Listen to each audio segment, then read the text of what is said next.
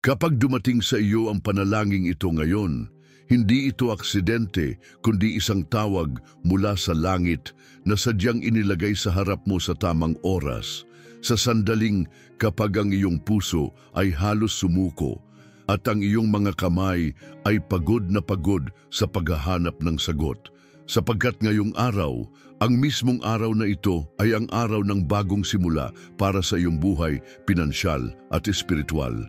Ilang beses mo bang naranasan ang bigat ng mga bayaring tila walang katapusan, ang kaba tuwing may darating na hilingin at wala kang maibigay, ang mga gabing binabalot ng pag-aalala kung paano mo haharapin ang bukas?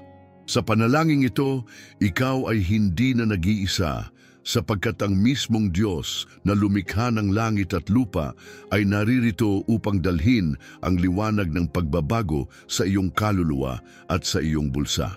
Hindi ba't nakaramdam ka na minsan na parang walang nakaririnig sa iyong mga sigaw? Hindi ba't nasabi mo na sa sarili mo, Panginoon, hanggang kailan ako magtitiis?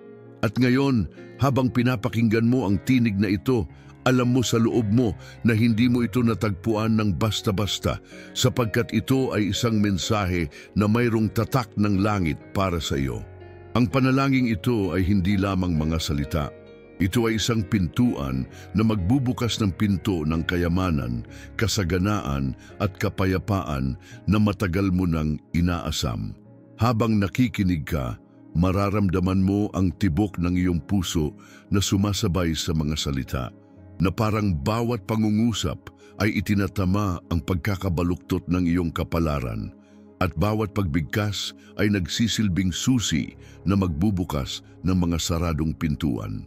Sa loob ng ilang minuto habang nananatili ka dito, masisilayan mo ang kakaibang kapangyarihan ng panalangin ito, isang kapangyarihan na kayang baguhin ang takbo ng iyong buhay pinansyal at higit pa, kayang punan ang iyong kaluluwa ng bagong pag-asa. Alam kong sa lalim ng iyong puso, matagal mo nang hinahangad na magkaroon ng isang tanda, isang himala, isang sagot na magsasabing, hindi pa huli. Ang iyong oras ng kasaganaan ay dumating na. At ngayon, ang mismong tanda na yon ay nasa harap mo. Isipin mong parang isang malakas na ulan na bumabagsak sa tuyong lupa. Ganon din ang biyayang ibubuhos ng Diyos sa iyong buhay pagkatapos mong yakapin ang panalangin ito. Kung dati ay pakiramdam mo'y paulit-ulit lang ang paghihirap, ngayon ay sisimulan mo nang makita ang liwanag na unti-unting sumisikat. Liwanag na nagsasabing may bagong daan na nakalaan para sa iyo. Marahil iniisip mo, posible pa ba talagang magbago ang aking kalagayan? At ang sagot ay malinaw na oo, sapagkat ang Diyos ay hindi kailanman nagsasara ng pintuan nang hindi siya naghahanda ng mas malaking bintana para sa iyo. Ang panalangin ito, ang mismong bintana ng langit na matagal mo nang hinihintay. At kung ikaw ay mananatili hanggang dulo, mararamdaman mo ang lakas na hindi mo pa nararanasan noon, lakas na magpapagalaw sa mga bagay na tila matagal nang nakatigil. Ang bawat salita ay hindi lamang magdadala ng ginhawa sa iyong damdamin, kundi magsisilbiring pintuan ng pagbabago sa iyong mga desisyon, sa iyong pananaw, at higit sa lahat, sa iyong hinaharap. Ang Diyos ay naghahanda ng malaking bagay para sa iyo, at hindi mo ito matatagpuan sa iba pang paraan, kundi sa pamamagitan ng pananampalatayang ito. Kaya't habang nakikinig ka, huwag mong hayaan ang alinlangan na pumasok, sapagkat ang himala ay hindi dumarating sa pusong nag-aalinlangan, kundi sa pusong handang maniwala kahit sa gitna ng unos. Alam mo sa iyong puso na hindi mo na nais manatili sa parehong kalagayan at ito na ang iyong oras. Kapag nanatili ka hanggang sa dulo, dadalhin ka ng panalangin ito sa isang level ng pananampalataya at kasaganaan na hindi mo pa naisip na posible. Sapagkat sa oras na ito, ang Diyos ay bumubulong sa iyong puso. Anak, ito na ang iyong sandali. Huwag mong hayaang makalampas ito. Huwag mong ipagpaliban, sapagkat ang mensaheng ito ay hindi nagkataon lamang.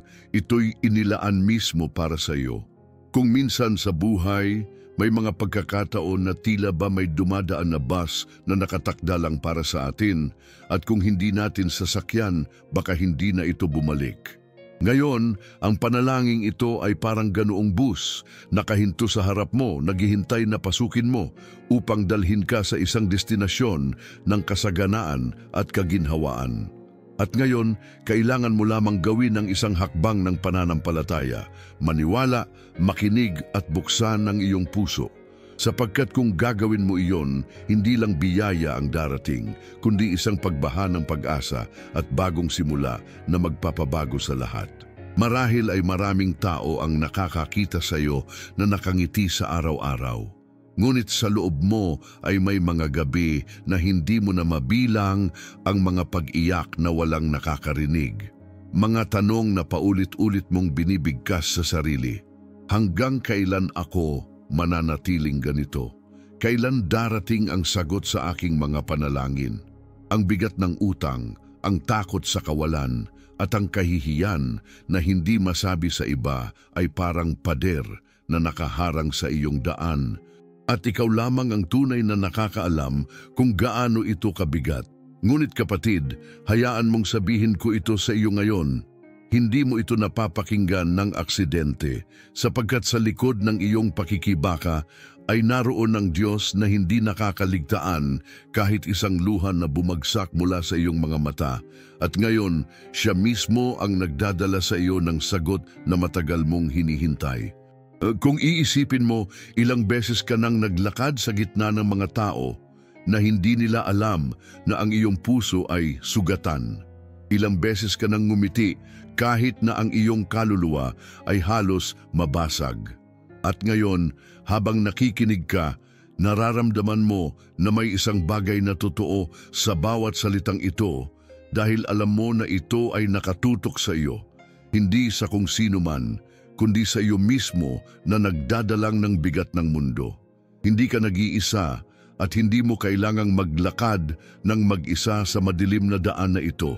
Sapagkat ngayon, ang Diyos ay nagpapadala ng liwanag sa pamamagitan ng panalangin ito. At ikaw, ang kanyang piniling makasalo ng liwanag na iyon. Maaring marami ang hindi nakakaalam, ngunit sa bawat gabi na natutulog kang puno ng pangamba. May mga anghel na nagbabantay sa iyo, nagdadala ng iyong mga iyak sa harap ng trono ng Diyos. At ngayon, ang tugon sa lahat ng iyon ay dumating. Alam mo bang bawat paghihirap na pinagdadaanan mo ay hindi kailanman nasasayang? Bawat pawis, bawat luha, bawat pagkatalo ay nakaukit sa libro ng iyong buhay. At iyon ay ginagamit ng Diyos upang ihanda ka para sa mas malaking tagumpay. Kung kaya't ang panalangin ito ay hindi lamang tungkol sa pera o kasaganaan, kundi ito ay tungkol sa iyong buong buhay na babaguhin ng pananampalatayang ito. Nakikita mo ba ang sarili mo sa salamin at sinasabi, bakit ako laging ganito? Bakit parang hindi umaayos ang lahat kahit anong pilit ko? At ngayong sandaling ito, ang sagot ay dumarating. Hindi dahil nakalimutan ka ng Diyos, kundi dahil siya ay naghahanda ng mas higit kaysa sa inaasahan mo. Ang panalangin ito ay magiging tulay upang makita mo na ang iyong mga pagsubok ay hindi katapusan, kundi simula ng bagong kabanata. Kapag tinanggap mo ito, magsisimula kang makaramdam ng kakaibang kapayapaan na sasakop sa iyong puso at sa loob ng kapayapaan na iyon, sisimulan mong makita ang pag-ikot ng sitwasyon. Mula sa kakulangan tungo sa kasaganaan, mula sa pangamba tungo sa katiyakan. At hindi ba totoo na minsan, kahit wala tayong pera sa bulsa, ang pinakamalaking hinahangad natin ay ang assurance na bukas ay magiging mas magaan. Kaya't sa mensaheng ito, hayaan mong maramdaman ang katiyakan na iyon sapagkat ang Diyos mismo ang nagtatakda ng bagong daan para sa iyo. Kung iniisip mong wala nang makakatulong, ito ang sagot. Ang panalangin ito ang magsisilbing hudyat na may kasagutan ang iyong pagod at sakripisyo. Marahil iniisip mo, Paano ako makakaahon sa dami ng problema? Ngunit kapatid, sa gitna ng lahat ng iyon, naririto ang sagot. Ang Diyos na lumikha ng lahat ay higit na makapangyarihan kaysa sa anumang sitwasyon. At ngayon siya ay nagsasabing, "Anak, sapat na ang pagdurusa, oras na para sa iyong kaginhawaan.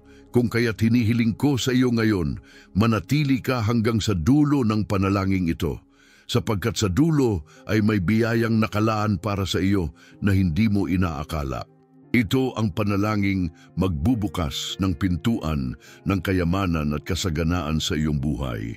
Hindi dahil sa kapangyarihan ng mga salita lamang, kundi dahil sa kapangyarihan ng Diyos na nakikinig sa puso mo ngayon. Alam kong mararamdaman mo sa iyong kaluluwa ang init ng pag-asa na bumabalot sa iyo habang pinapakinggan mo ito. At sa mismong pakiramdam na yon, magsisimulang mabuo ang bagong kwento ng iyong buhay. Ngayon ay tanungin mo ang iyong sarili, handa ka na bang tumanggap ng pagbabago? Handa ka na bang talikuran ang takot at kawalan ng pag-asa?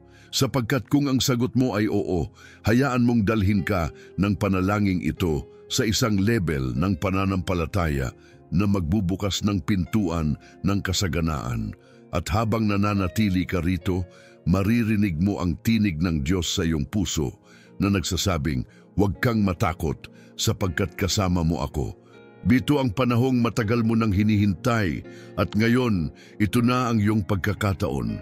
Ngayong malinaw na sa iyong puso na ang panalangin ito ay hindi aksidente kundi isang daan patungo sa iyong bagong simula. Panahon na upang ibahagi ko sa iyo ang sikreto na matagal nang nakatago ngunit ngayon ay ipinapaabot mismo sa iyo. Ang sikreto ay ito. Ang Diyos ay naghahanda ng daluyan upang dumaloy ang kanyang mga pagpapala at ang panalangin ito ay isa sa mga susi upang ma-unlock mo ang pintuan ng kasaganaan na nakalaan para sa iyo. Hindi ito simpleng dasal lamang, kundi isang paglalakbay na magbibigay ng lakas, tapang at bagong pananampalataya upang makita mo na posible pa ring magbago ang lahat kahit gaano man kahirap ang iyong pinagdadaanan ngayon. Kapag ibinukas mo ang iyong puso at pinakinggan ang bawat salita, hindi lamang pera o material na bagay ang darating, kundi pati kapayapaan ng isip at katiyakan ng bukas. Alam mo bang ang pinakamahalagang kayamanan na ibinibigay ng Diyos ay hindi lamang nakikita ng mata kundi nararamdaman ng puso? Ito ay ang tiwala at pananalig na anuman ang mangyari, hindi ka kailanman pababayaan. At sa oras na maramdaman mo iyon, magsisimula ring magbago ang iyong mga sitwasyon sa pisikal na mundo. Sapagkat ang pananampalataya ay tulad ng binhi, kapag itinanim mo sa lupa ng iyong puso, ito ay unti-unting tutubo, lalago at magbubunga ng kasaganaan na higit pa sa iyong inaasahan. Ang panalangin ito ay ang mismong tubig na magdidilig sa binhing iyon. At kung ikaw ay mananatili, makikita mo ang mga bunga nito sa iyong buhay. Ngayon marahil ay iniisip mo, ano ang kailangan kong gawin? Ang sagot ay simple ngunit malalim, maniwala at tanggapin. Sapagkat kapag tinanggap mo na ang mga salitang ito, ay hindi lamang ordinaryo kundi mensahe mula sa Diyos. Sisimulan mong makita ang pagbabago. Ngunit higit pa roon, hinihiling ko sa iyo na hindi lamang ito pakinggan, kundi isa puso at isa buhay. Kapag dumating ang takot, ulitin mo ang mga salitang ito. Kapag dumating ang pagdududa, alalahanin mo na ang Diyos ay mas makapangyarihan kaysa sa iyong problema. Sa ganitong paraan, ginagawa mong realidad ang biyaya na inilaan para sa iyo. Isipin mong parang isang ilog na matagal nang naharang at ngayon, sa pamamagitan ng panalangin ito, ang hadlang ay tinatanggal. Magsisimula ng dumaloy ang tubig ng biyaya sa bawat sulok ng iyong buhay, sa iyong tahanan, sa iyong trabaho, sa iyong pamilya at sa iyong mga pangarap. Hindi lamang ito basta-bastang pag-ulan ng biyaya, kundi isang pagbaha na hindi mo kayang pigilan. At ang lahat ng ito ay nagsisimula sa iyong simpleng pagsasabing, "Oo, Panginoon, tinatanggap ko." Kaya't ngayon pa lang, hayaan mong sabihin ng iyong puso ang oo na iyon at makita mong magsisimulang kumilos ang langit para sa iyo. Alam kong marami kang kinakaharap na pag-aalinlangan. Marahil sinasabi mo sa iyong sarili, "Marami na akong panalangin ginawa, ngunit bakit wala pa ring pagbabago?" Ngunit kapatid, ang panalangin ito ay kakaiba. Ito ay dinadala ng Espiritu Santo mismo upang palakasin ang iyong pananampalataya at putulin ang lahat ng tanikala ng kakulangan. Hindi na ito oras ng pagkatalo, kundi oras ng tagumpay. Kaya't habang patuloy mong pinakikinggan ito, huwag mong hayaang ang duda ay makasira sa biyayang paparating. Ang bawat salita ay isang hagdang akyatin patungo sa kasaganaan, at kung aakyat ka ng buo ang puso, darating ang sagot na iyong hinihintay. At narito pa ang isa pang mahalagang bagay. Kapag naramdaman mo ang lakas ng panalangin ito, huwag mo itong itago. Ibahagi mo ito hindi bilang utos, kundi bilang biyayang nais mong ipasa. Sapagkat ang kasaganaan ay dumadaloy ng mas malakas kapag ito ay hindi mo sinasarili. Ang Diyos ay nagbibigay hindi upang manatili lamang sa iyo ang pagpapala, kundi upang ikaw ay maging daluyan ng kanyang kabutihan sa iba. Kaya't sa oras na maranasan mo ang pagbabago, alalahanin mong ikaw ay tinatawag din upang maging pagpapala sa iyong kapwa. Kung handa ka na, hayaan mong buuin mo ang unang hakbang ng pananampalataya sa pamamagitan ng pagtanggap sa panalangin ito sa buong puso.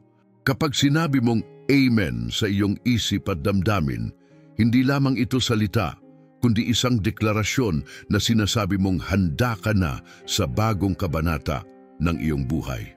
Kaya't ngayon, sa mismong sandaling ito, ipikit mo ang iyong mga mata at maramdaman mong ang liwanag ng Diyos ay bumababa sa iyo. Binubura ang lahat ng takot at pinapalitan ng pag-asa. Tinatanggal ang lahat ng kakulangan at pinapalitan ng kasaganaan. Ito ang simula ng isang bagong kwento at ikaw mismo ang bida ng kwentong ito ng tagumpay. Ama naming makapangyarihan sa lahat, sa oras na ito ay lumalapit kami sa iyong trono ng biyaya. Dala ang aming mga puso na sugatan ng kakulangan, puno ng pag-aalala sa hinaharap at gutom sa pag-asa. Panginoon, alam mo ang aming mga pinagdaanan, alam mo ang mga gabing walang tulog dahil iniisip kung paano babayaran ang mga utang, kung paano pakakainin ang aming mga pamilya, at kung paano malalampasan ang mga araw na parang walang liwanag. Ngunit sa oras na ito, ipinagkakatiwala namin sa iyo ang lahat ng iyon sapagkat naniniwala kami na sa iyong kamay ay walang imposibleng mangyari. O Diyos, buksan mo ang pintuan ng kalangitan at ibuhos mo ang ulan ng pagpapala na aming hinihintay, sapagkat ikaw lamang ang aming lakas, ikaw lamang ang aming sandigan, at ikaw lamang ang tanging may kapangyarihan upang baguhin ang aming kapalaran. Sa bawat salita ng panalangin ito, hayaan mong pumasok ang bagong pag-asa, bagong pananampalataya at bagong kasaganaan sa aming mga puso at tahanan. Panginoon, binabanggit ko sa iyo ang bawat isa na nakikinig ngayon. Sila na napapagod na sa paulit-ulit na siklo ng hirap at pagkukulang. Sila na laging nagtatanong sa kanilang sarili kung darating pa ba ang pagkakataon na sila'y maging malaya sa utang. Sila na humihingi ng kasagutan mula sa iyo at ngayon ay narito, nakikinig, nananalig na ang sandali ng pagbabago ay dumating na. Ama, hawakan mo sila, palakasin mo ang kanilang mga puso, at iparamdam mo sa kanila na hindi sila nag-iisa, na may Diyos na laging nandyan, handang tumulong, handang magbukas ng pintuan, at handang magbuhos ng biyaya. Sa oras na ito, O Diyos, winawasak namin sa iyong pangalan ang lahat ng tanikalan ng kahirapan, ang lahat ng hadlang na pumipigil sa pagpasok ng kasaganaan, at ang lahat ng tinig ng kawalan ng pag-asa na bumubulong sa kanilang mga isip. Panginoon, Itinataas ko sa iyo ang bawat pamilya na nakikinig sa panalangin ito. Alam mo ang kanilang mga pangangailangan, alam mo ang kanilang mga sikreto, at alam mo ang kanilang mga hinanakit. Ngayon, hayaan mong ang kanilang tahanan ay mapuno ng iyong liwanag at kapayapaan. Hayaan mong bawat sulok ng kanilang bahay ay madama ang kasaganaan ng langit. Hayaan mong ang kanilang hapagkainan ay hindi na muling maging kulang. At hayaan mong ang kanilang bulsa ay maging sisidlan ng iyong mga pagpapala. Panginoon, isinusuko namin ang lahat ng aming pagkakamali, lahat ng aming maling desisyon, lahat ng aming takot, sapagkat alam naming ikaw lamang ang makapaglilinis at makapagsasaayos ng lahat ng ito. Ama naming mapagmahal, sa pamamagitan ng panalangin ito, inaangkin namin ang biyaya ng kasaganaan. Inaangkin namin na simula ngayon ang aming buhay ay babalutin ng pagpapala at hindi na kami muling babalik sa dati naming sitwasyon ng kakulangan. Inaangkin namin na ang bawat utang ay mababayaran, na ang bawat pintuan ng oportunidad ay bubukas, na ang bawat trabaho ay magkakaroon ng promosyon at na ang bawat negosyo ay sisibol at lalago. Sa iyong pangalan, Panginoon, tinatanggap namin ang tagumpay.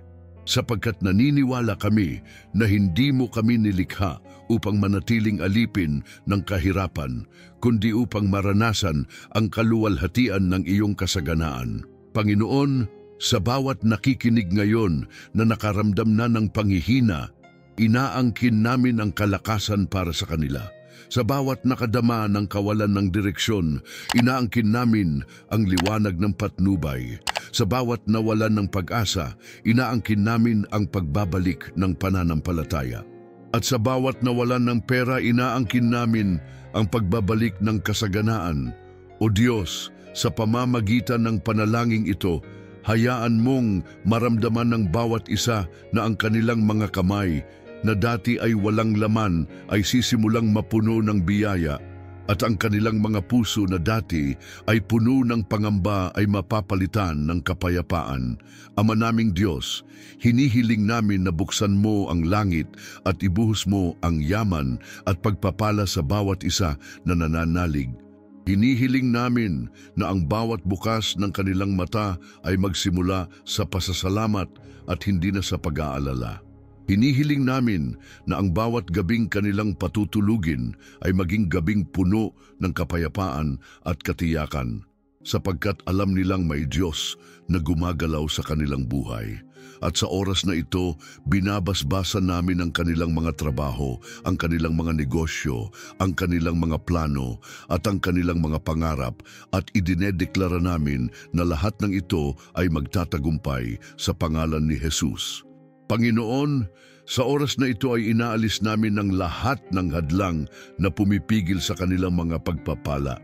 Winawasak namin ang lahat ng sumpa ng kahirapan, tinatanggal namin ang lahat ng tanikala ng pagkakautang at binabasag namin ang lahat ng pader ng kakulangan. Sa pamamagitan ng iyong pangalan, Panginoon, pinapalitan namin ito ng kalayaan, ng kasaganaan at ng katiyakan na sila ay hindi na muling magiging alipin ng kawalan. Hayaan mong simula sa araw na ito, ang kanilang mga buhay ay magbago at hayaan mong ang kanilang mga pamilya ay mamuhay sa kasaganaan at hindi na muling magdanas ng kahirapan. Ama naming banal, hayaan mong ang bawat nakikinig ngayon ay maging buhay na patotoo ng iyong kabutihan. Hayaan mong sila ay maging ilaw sa kanilang pamilya at komunidad, na sa oras na sila ay magtagumpay, sila ay hindi lamang magiging pagpapala sa kanilang sarili, kundi maging pagpapala rin sa iba. Sapagkat naniniwala kami na ang tunay na kasaganaan ay hindi lamang nasusukat sa pera, kundi sa kakayahang magbahagi ng pagpapala sa kapwa. Kaya't Panginoon, palawakin mo ang kanilang mga puso upang sa oras na dumating ang kanilang tagumpay, sila ay maging bukal ng kabutihan sa iba. At ngayon, Ama, habang patuloy naming ipinagdarasal ang bawat isa, idinedeklara namin ang mga salita ng pagpapala. Ikaw na nakikinig ngayon ay hindi na muling magiging alipin ng kakulangan. Ikaw na nakikinig ngayon ay tatanggap ng sagot sa iyong mga panalangin. Ikaw na nakikinig ngayon ay makakakita ng bagong simula. At ikaw na nakikinig ngayon ay makakaranas ng pagbaha ng biyaya mula sa langit. Sapagkat ang Diyos na aming pinaglilingkuran ay hindi maramot kundi masaganang nagbibigay sa lahat ng humihingi. Ama naming Diyos, sa pagtatapos ng panalangin ito, hayaan mong manatili ang iyong kapangyarihan sa bawat puso. Hayaan mong ang mga salitang ito ay maging ilaw na patuloy na gagabay sa kanila. Hayaan mong sa bawat araw na kanilang haharapin ay maramdaman nila ang iyong presensya at hayaan mong sa bawat desisyon na kanilang gagawin ay maramdaman nila ang iyong direksyon. Sapagkat naniniwala kami na mula ngayon, hindi na sila muling maglalakad ng nag-iisa kundi kasama ka sa bawat hakbang. At sa iyong pangalan, idinideklara namin na ang kanilang buhay ay babalutin ng kasaganaan, ng kapayapaan at ng walang hanggang pag-ibig. Ngayon kapatid, dumating na tayo sa rurok ng panalangin ito at nais kong maramdaman mo sa iyong puso ang apoy ng pananampalataya na hindi na muling mapapatay, sapagkat ang Diyos mismo ang naglalagay nito sa iyo ngayon. Ang mga salitang iyong naririnig ay hindi lamang basta mga tunog, kundi ito ay mga deklarasyon ng tagumpay na nagsisimulang magbago ng iyong kapalaran. Tumingin ka sa iyong paligid marahil ay nakikita mo pa rin ang parehong mga sitwasyon ng kakulangan, ngunit sa kalaliman ng iyong espiritu ramdam mo na may kakaibang nangyayari. Sapagkat sa oras na ito, itinatakda ng Diyos na matapos na ang iyong panahon ng pagdurusa at magsimula ang iyong panahon ng kasaganaan. Hindi ka na muli pang magiging alipin ng utang, hindi ka na muli pang matutulog na puno ng takot, hindi ka na muli pang magigising na nag-aalala kung saan ka kukuha ng iyong panggastos, sapagkat ang Diyos ay nagtatakda na ng bagong direksyon para sa iyong buhay.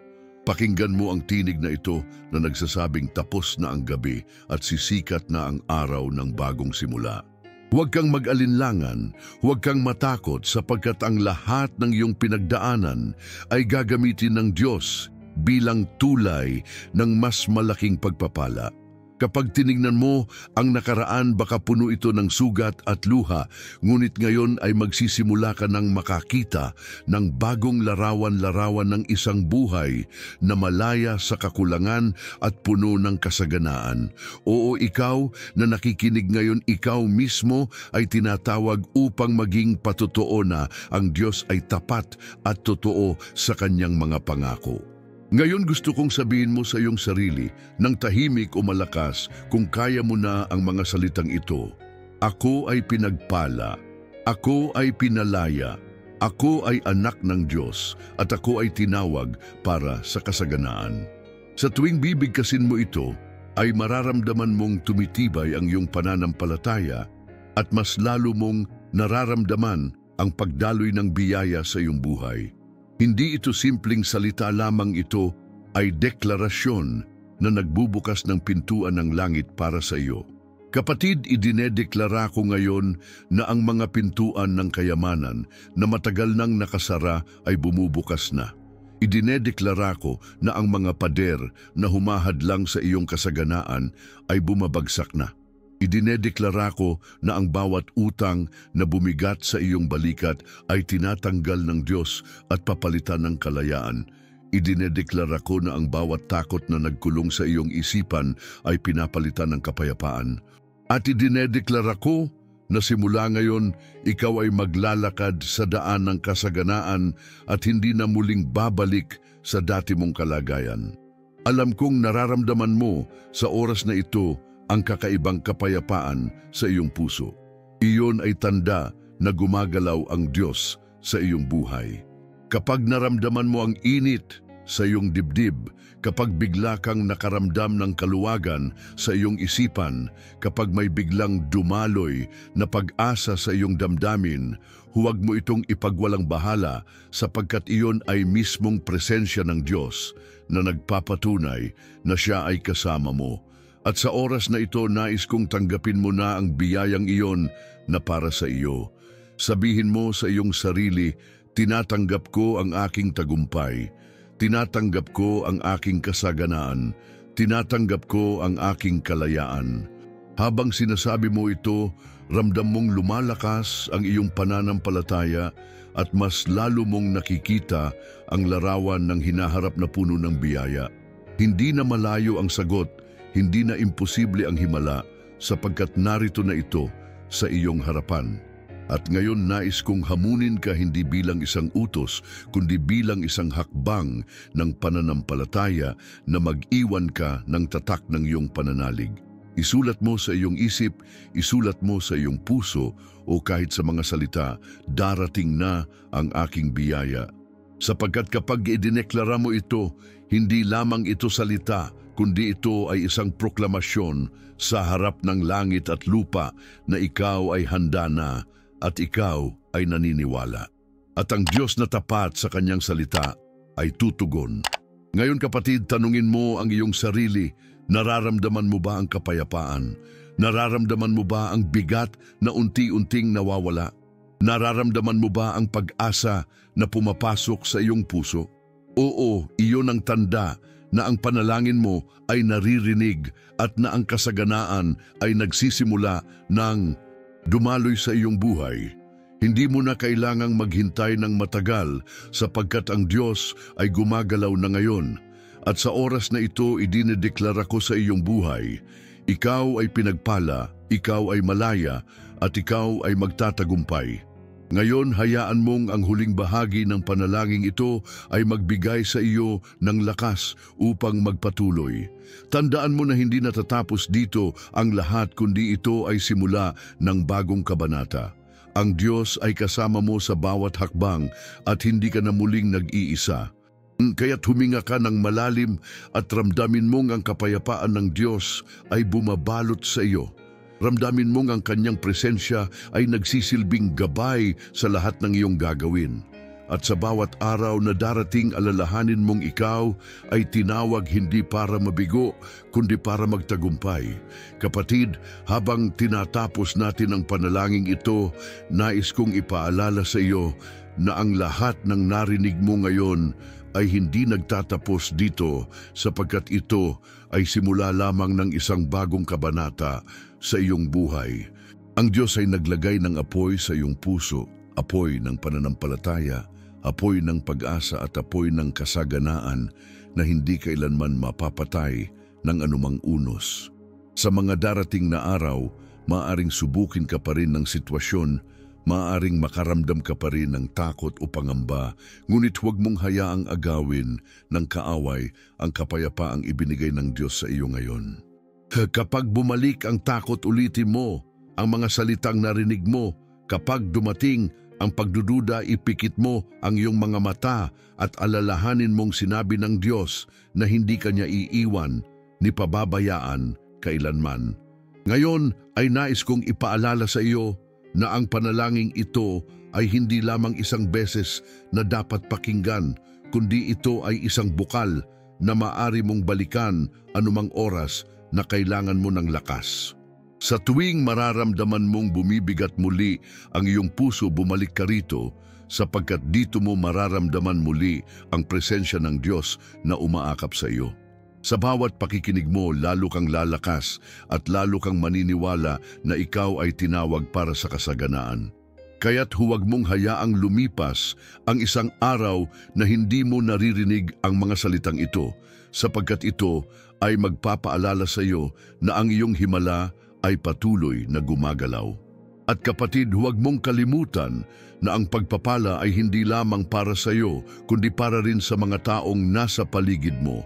Kaya't ibahagi mo ang panalangin ito, ibahagi mo ito sa iyong pamilya, sa iyong mga kaibigan, sa sino mang nangangailangan ng liwanag, sapagkat maaaring ang isang simpleng pagbabahagi mo ay maging sagot sa panalangin ng iba. Tandaan mo na ang kasaganaan ay lumalago kapag ito ay ibinabahagi. Ang Diyos ay nagbibigay hindi para itago kundi para ipasa upang sa pamamagitan mo ay mas marami pang makaranas ng kanyang kabutihan. Ngayon nais kong ipaalala sa iyo ang pangako ng Diyos na nagsasabing, "Ako ang iyong pastol at wala kang kakailanganin." Kapag hawak mo ang pangakong ito, hindi ka matitinag ng kahit anong bagyo. Kaya't anumang dumating sa mga susunod na araw, bitbitin mo ang salitang ito sa iyong puso. Kapag dumating ang mga pagsubok, sabihin mo, "Ako ay anak ng Diyos at ako ay tinawag para sa tagumpay." Kapag dumating ang pangamba, sabihin mo, "Ang aking Diyos ay tapat at hindi niya ako iiwan."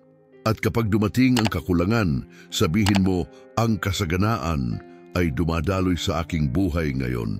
At bilang huling deklarasyon, nais kong sabihin sa iyo na ikaw ay tinawag upang maging patotoo. Hindi ka nilikha upang manatiling alipin ng utang o kakulangan, kundi ikaw ay nilikha upang maranasan ang kaluwalhatian ng kasaganaan ng Diyos. Kaya't mula sa araw na ito, maglakad ka ng may tapang, maglakad ka ng may tiwala, at maglakad ka ng may pananampalataya na ang lahat ng bagay ay posible sa Diyos.